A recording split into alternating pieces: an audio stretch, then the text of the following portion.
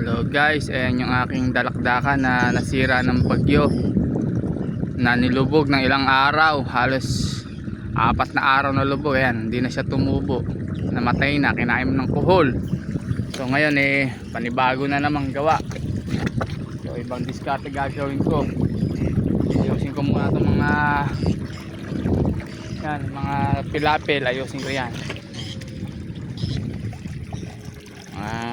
Gawa ng masasagasan na naman ako ng tubig. Yun pa, mawalidas ang pilapil sa laki ng tubig. Pero bago magsimula, kain muna tayo dito sa bukid. Yan, almusal. Nako, mukhang uulan pa yata, makulimlim. Sana huwag nang bumagyo. Mga ulan-ulan okay lang. Muna